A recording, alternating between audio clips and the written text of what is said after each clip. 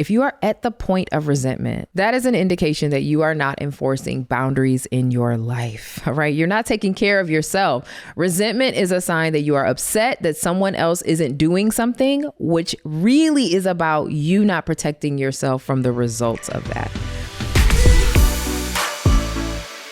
Privilege is all around you. It's useless until you recognize it. So it's time to stop feeling guilty and figure out how to use your privilege to make an impact. I'm Amber Cabral, and this is Guilty Privilege. Welcome to another episode of Guilty Privilege. My name is Amber Cabral, and this is part 2 of a Q&A episode. So if you didn't see part 1, I do recommend you go back and watch that. But what we're going to do in this episode is answer some questions that I've received from my audience. So what happens is occasionally I will post a question and ask folks to tell me what they need help saying. Because one of the things that I often hear is that I know I should speak up about a thing, but I don't know what to say. And so what I would like to do in this episode is share with you some questions that I've received and the answers that I provided, and hope that you walk away with some tools that will help you to answer some questions that you need answered in your life. Let's get started. So this time we're going to focus on more personal questions. The first round of these Q&A questions and answer session was really focused more on like business questions or professional ideas. This time we're going to focus more on the personal. So the first question that I received was, I have a girlfriend who really sucks the life out of me. And how do I tell her without hurting her feelings? I have news for you. If you have friends or people that you care about in your life who really suck the energy out of you, this is a boundaries issue. You have to manage your own boundaries. People get to be who they are, and we love them and we respect them and we value them, but sometimes they will take a lot of energy from us. Our responsibility for ourselves is making sure that we are protecting ourselves and taking care of ourselves. And that means that if someone drains the energy out of you, you have to make the adjustment. Now, that doesn't mean that you can't be concerned about your friend or supportive, or that maybe it's not worth asking if they're okay or if something is going on. But if you are finding that you are exhausted by someone, the role that you should be playing in that circumstance to protect yourself is adjusting the way you engage. This doesn't mean you have to end the friendship, but it does mean that you have to be thoughtful about the ways that you are choosing to experience that person so that you are able to retain the level of energy that you want to keep for yourself versus the amount that happens to be drained when you are engaging with them. It might feel tough, but that's the only way for this to actually move forward. The second question that I want to answer is, how do I get family members to stop speaking negatively about food or their weight around my daughter? So this is someone who's concerned about their kid hearing something negative, especially in such a formative time, particularly from folks that they are likely to be around because they're children. So this is another boundary issue. The thing about boundaries is that they belong to us. And so we get to establish what we want to experience and how that feels. Unfortunately, that also means that we have to decide where the line in the sand is for us. And so sometimes we have to make the decision that doesn't always feel good, but that is going to help us to retain the boundary. In this case, if you do not want someone to have a certain type of conversation around your child, you can ask for that, but they can also say no. Or they can just be really bad at it and not be able to not talk about those subjects in front of your child. Your responsibility is to make the decision that when those topics come up, you are going to remove your daughter from the situation. That could be, we're going to go for a walk, or we're going to a different room, or it might be just leaving the situation altogether. But the unfortunate fact is that you cannot make someone behave differently because you ask them. You can only request that they do so and hope that they are willing to do that. And if they are not, decide what your next steps will be so that you're having the experience that you and your daughter deserve. I hope you're enjoying today's episode. And if you happen to also be looking for tools to help you navigate tough conversations, to be able to show up as a more impactful ally, or just to have resources about how to navigate equity in your world, I've written 2 books. My first book is called Allies and Advocates. And this book is really focused on helping you show up as a more impactful ally. It has actual tactics and tips and things that you can practice to help you get there, both for yourself and for others. My second book is called Say More About That. Now, Say More About That is more about helping you to speak up, to push back, to challenge, to be able to have those conversations that sometimes get a little bit difficult. And in fact, I've given you actual scripts to help you to be able to do that. So if you're interested in just having a few extra resources in your pocket to be able to help you to navigate any of those things, you can go pick up those books anywhere where you buy books, or you can pop down into the show notes and click the links and buy them there. Back to the episode. Okay, my next question is, I am starting to resent my sisters because I am the only one of the three of us taking care of my mother, who is elderly and needs support. And they are also available more than I am because I work and they don't. What should I do? How do I have that conversation? Okay, it's always really tough to have conversations with family members, especially family members that are siblings or parents, because we're usually closer to those folks.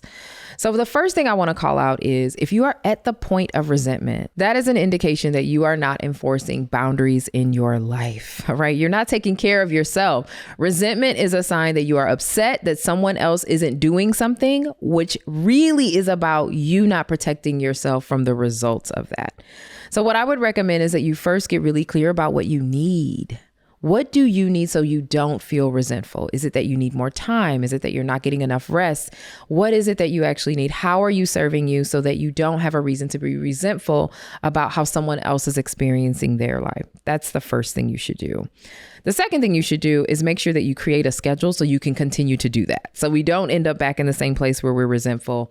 We are instead in a position where we're able to navigate taking care of ourselves and being able to show up in the ways that we want to, because we don't have to worry about what other folks are doing because we are good. All right. So that resentful part really has to be taken care of. Now, here's the third piece, and probably the part that most folks really are struggling with. What you want to do is make sure that you set some boundaries for what works for you. If it's you and two other siblings, the workload should absolutely be shared. So what I would decide is what I can do, what I have availability to achieve, and how I am going to make sure that I'm positioning myself such that I am not going to go outside of what those limits are.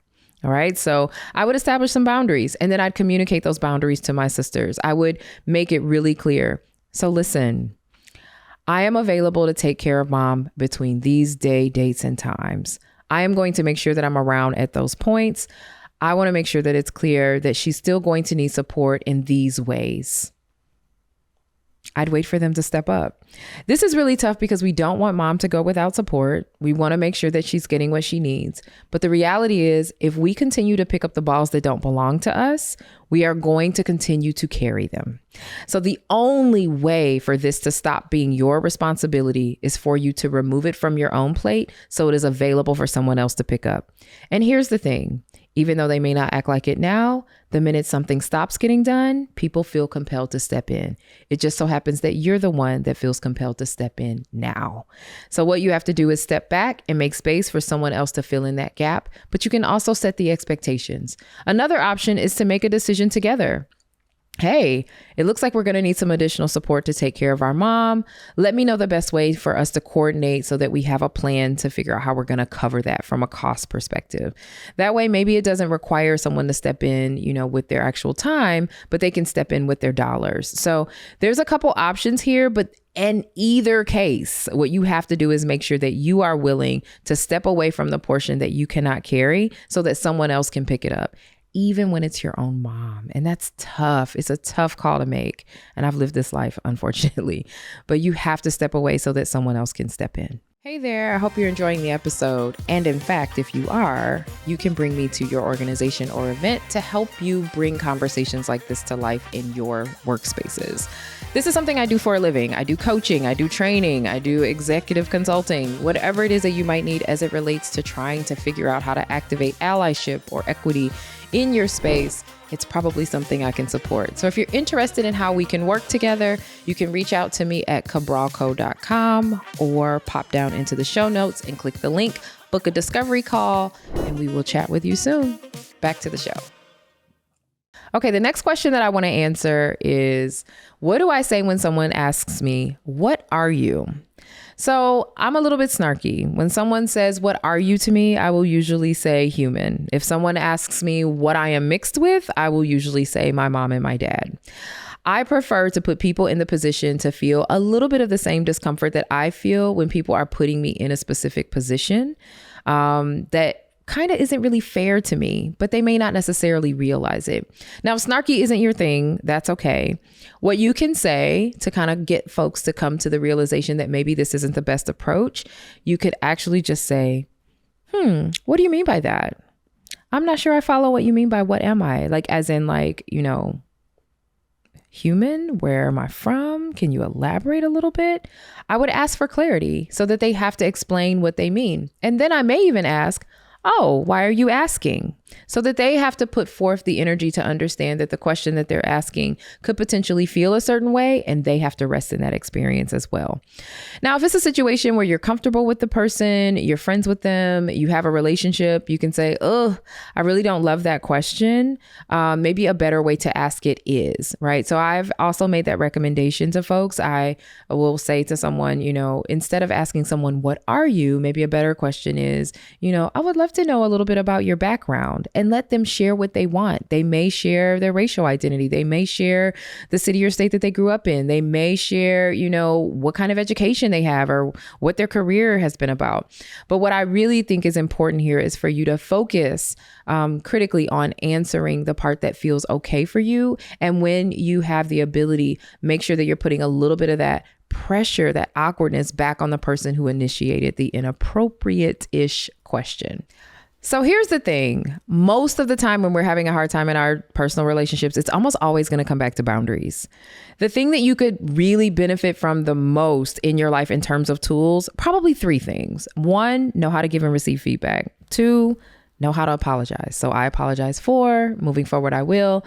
And 3, understand how to maneuver boundaries. We often think that boundaries are us just telling someone, this is my limit, don't cross it, and getting really upset when they do it anyway. When really what a boundary is asking you to do is say, this is my limit, and if you cross it, there will be repercussions. And those repercussions could simply be, I'm not going to continue to engage. I'm going to leave. I won't participate. I'm not carrying this anymore, right? Boundaries are for us, which means we have to adhere to them, even when it's friends or family. And honestly, those are the people who we're going to end up having boundaries with the most.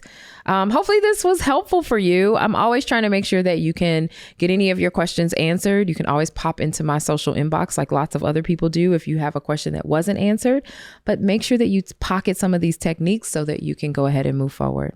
Thanks for tuning in.